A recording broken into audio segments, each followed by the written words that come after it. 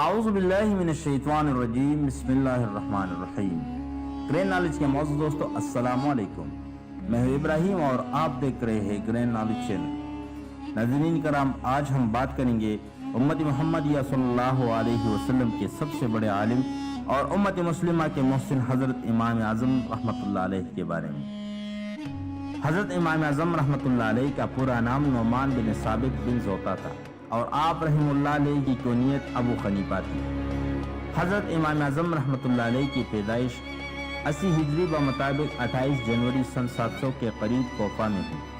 آپ رحمۃ اللہ علیہ عربی زبان بولتے تھے اور ایک ایماندار تاجر تھے۔ بالعموم آپ کو امام اعظم کے لقب سے یاد کیا جاتا ہے۔ آپ تمام علماء کے مقابلے میں سب سے بڑے مقام اور مرتبے پر فائز تھے۔ اسلامی فقہ میں امام ابو حنیفہ کا پایہ بہت بلند ہے اور آپ رحمۃ اللہ علیہ نسلاً ایک عجمی تھے۔ ابتدائی ذوق میں والد ماجد کی تدویق میں تجارت تھا، لیکن اللہ تعالیٰ نے آپ سے دین کا کام لینا تھا، لہٰذا آپ اپنے والد ماجد کی طرف تجارت میں متوجہ نہیں ہوئے اور آپ نے اپنی توجہ دینی تعلیم کے لیے مرکوز کی۔ آپ رحمۃ اللہ علیہ نے 20 سال کی عمر میں اعلیٰ دینی علوم کی تحصیل کی ابتدا کی۔ آپ رحمۃ اللہ علیہ نہایت ذہین اور قوی حافظے کے مالک تھے۔ آپ کی تقویٰ اور علم دانائی سے سب لوگ آگاہ تھے۔ آپ نے اپنی عمر مبارک میں 7000 مرتبہ قرآن مجید ختم فرمایا اور 45 سالوں تک آپ رحمۃ اللہ علیہ ایک وضو سے 5 نماز پڑھا کرتے تھے۔ آپ رحمۃ اللہ علیہ دن کو علم پھیلاتے اور رات کو اللہ تعالیٰ کی عبادت میں گزار لیتے تھے۔ آپ رحمۃ اللہ علیہ 2 نفلوں میں قرآن مجید کا پورا ختم فرمایا کرتے تھے۔ آئمہ حدیث میں آپ کا ذکر کرتے ہوئے کہتی ہے کہ ایک طرف آپ کے علم کا سمندر ہے اور دوسری طرف آپ کی تقویٰ و طہارت کی پہاڑ ہے۔ حضرت امام ابو حنیفہ میانہ قد، خوش رو اور منظور جسم کے مالک تھے۔ نہایت شیریں گفتگو فرماتے تھے، خوبصورت آواز اور لفظوں کو فصاحت سے ادا کیا کرتے تھے۔ آپ رحمۃ اللہ علیہ خوشی لباس پہنتے تھے اور سرکاری وظیفہ خوروں سے بہت دور رہتے تھے۔ آپ اپنا طریقہ اجتہاد استنباط کچھ یوں بیان فرماتے ہیں کہ میں سب سے پہلے کسی مسئلے کا حل کتاب اللہ سے اخذ کرتا ہوں، پھر اگر وہاں وہ مسئلہ نہ پاؤں تو پھر سنت نبی صلی اللہ علیہ وسلم سے لے لیتا ہوں، اور اگر وہاں پر بھی مسئلے کا حل نہ پاؤں تو اصحاب اجمعین کے اقوال میں سے کسی کا قول مان لیتا ہوں اور پھر ان کے قول کو چھوڑ کر کسی دوسرے کا قول نہیں لیتا۔ آپ کے اجتہادی مسائل تقریباً 1200 سالوں میں تمام اسلامی ممالک میں پھیلے ہوئے ہیں۔ آپ رحمۃ اللہ علیہ فرماتے ہیں کہ جب بھی کسی مسئلے میں کچھ تردد ہوتا تو میں 40 بار قرآن مجید کا ختم کرتا تو وہ مسئلہ منکشف ہو جاتا۔ داؤد طائی فرماتے ہیں کہ میں 20 سال تک آپ رحمۃ اللہ علیہ کی خدمت میں رہا، خلوت اور جلوت میں آپ کو دیکھا مگر کبھی ننگے سر نہ دیکھا اور نہ آپ کو آرام کے لیے پاؤں پلاتے ہوئے دیکھا۔ میں نے عرض کیا کہ اگر خلوت میں آپ آرام کے لیے پاؤں پلاتے تو کیا خرچ ہے؟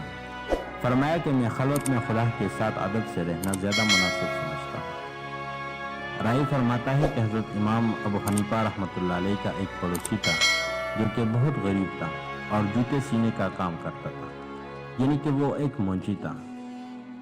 وہ شراب کا عادی تھا، دن میں وہ اپنا کام کرتا تھا اور رات کو شراب پیتا تھا۔ حضرت امام ابو حنیفہ رحمۃ اللہ علیہ ساری رات اللہ کی عبادت میں گزارتے تھے اور وہ شراب کے نشے میں دھت ہو کر کبھی گانے گاتا تھا اور کبھی ساری رات شور مچاتا تھا، لیکن آپ رحمۃ اللہ علیہ نے کبھی اسے نہیں ڈانٹا اور نہ ہی کچھ نصیحت فرمائی۔ ایک رات آپ رحمۃ اللہ علیہ اپنے زندگی کے معمول کے مطابق اپنے عبادت میں مصروف ہوئے۔ ساری رات نکل گئی لیکن کسی کی شور کی آواز نہیں آئی۔ آپ رحمۃ اللہ علیہ کو بہت فکر لاحق ہوئی۔ جب صبح ہوئی تو آپ رحمۃ اللہ علیہ اپنے پڑوسی کے گھر جا کر دروازے پر دستک کی تو ان کے گھر والوں نے جب آپ رحمۃ اللہ علیہ کو دروازے پر پایا تو بہت حیران ہوئے اور پوچھا کہ آپ یہاں کیا کر رہے ہو؟ تو آپ رحمۃ اللہ علیہ نے فرمایا کہ کیا وجہ ہے کہ میں نے اس کی آواز پوری رات نہیں سنی؟ تو ان کے گھر والوں نے کہا کہ اب انشاءاللہ اس کی آواز نہیں آئے گی۔ تو آپ رحمۃ اللہ علیہ نے بہت حیرانی سے پوچھا کہ کیا ہوا ہے اس کو؟ تو ان کے گھر والوں نے آپ رحمۃ اللہ علیہ سے فرمایا کہ ان کے چیخوں اور غار سے ہم بہت تنگ آ گئے تھے، نہ وہ خود سوتا تھا اور نہ ہمیں سونے دیتا تھا، اس لیے ہم نے جا کر سرکاری دفتر میں ان پر پرچہ کٹوا دی۔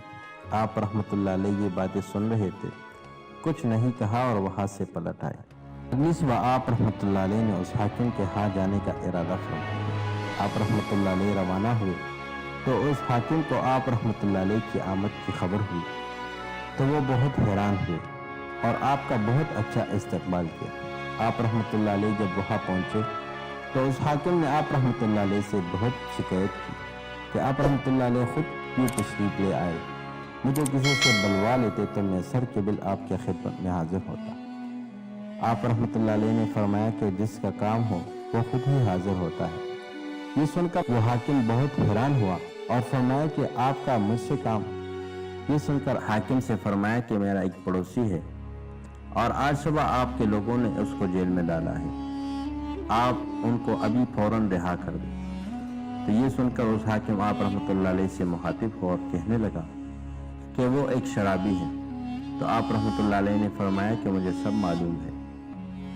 پھر وہ حاکم آپ رحمۃ اللہ علیہ سے کہنے لگا کہ آپ گھر تشریف لے کے جائیے، آپ جیسے گھر پہنچیں گے میں اسے رہا کر دوں گا۔ تو آپ رحمۃ اللہ علیہ نے اس حاکم سے فرمایا کہ نہیں، بلکہ میں انتظار کر رہا ہوں۔ تو اس حاکم نے آپ کے پڑوسی کو رہا کیا۔ آپ رحمۃ اللہ علیہ اپنی پڑوسی کو ہمراہ لے کر سارے راستے پر آئے، لیکن کسی کتاب میں یہ وارد نہیں کہ آپ نے ایک لفظ بھی نصیحت کا فرمایا۔ آپ رحمۃ اللہ علیہ رات کو پھر اللہ کی دربار میں کھڑے ہوئے اور ساری رات گزار دی، لیکن اسی رات بھی سناٹا رہا۔ کل صبح جب آپ رحمۃ اللہ علیہ اس کے گھر میں تشریف لے کے گئے، آپ رحمۃ اللہ علیہ جب ان کے دروازے پر پہنچے تو دروازہ کھلا تھا۔ آپ رحمۃ اللہ علیہ نے دروازہ کھٹکھٹایا، گھر کے سارے لوگ سو رہے تھے، لیکن وہی شرابی نماز پر کھڑا تھا۔ جب نماز ختم کی، سلام پھیرا تو آپ رحمۃ اللہ علیہ کو گھر کے دروازے پر پا کر بہت خوش ہوا۔ آپ رحمۃ اللہ علیہ سے پوچھا کہ آپ یہاں کیوں آئے ہیں؟ تو آپ رحمۃ اللہ علیہ نے پوچھا کہ مجھے آپ کی فکر تھی کہ آپ کے گھر والوں نے آپ کے ساتھ کچھ برا سلوک تو نہیں کیا۔ تو اس پر اس نے کہا کہ میں نے شراب چھوڑ دی ہے، جس وجہ سے میں شراب پیتا تھا لوگ مجھے بہت غریب سمجھتے تھے، مجھے بہت بدتر سمجھتے تھے، لیکن آپ جیسے آدمی نے مجھے وہ عزت بخشی۔ مجھ سے عزت دار آدمی کوئی اور ہو ہی نہیں، اور میں نے شراب سے توبہ کر لی۔ آپ رحمۃ اللہ علیہ 150 ہجری میں بغداد میں انتقال کر گئے۔ پہلی بار نماز جنازہ پڑھائی گئی تو 50,000 آدمی جمع ہوئے۔ جب آنے والوں کا سلسلہ جاری رہا تو 6 بار نماز جنازہ پڑھائی گئی۔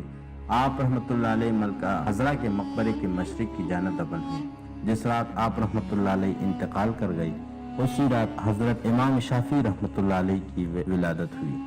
نوفل بن حیان کہتے ہیں کہ جب آپ رحمۃ اللہ علیہ انتقال فرما گئی تو میں نے خواب کو قیامت میں دیکھا، تمام خلقت حساب دے رہے تھے، جناب رسول مقبول صلی اللہ علیہ وسلم حوض کوثر کے کنارے تشریف فرما ہے اور دونوں طرف مشائخ کھڑے ہیں، اور وہاں ایک سفید چہرہ خوبصورت بزرگ کو دیکھا جو ان حضرت صلی اللہ علیہ وسلم کے منہ پر منہ رکھتے ہیں، اور حضرت امام ابو حنیفہ رحمۃ اللہ علیہ آپ صلی اللہ علیہ وسلم کے برابر کھڑے۔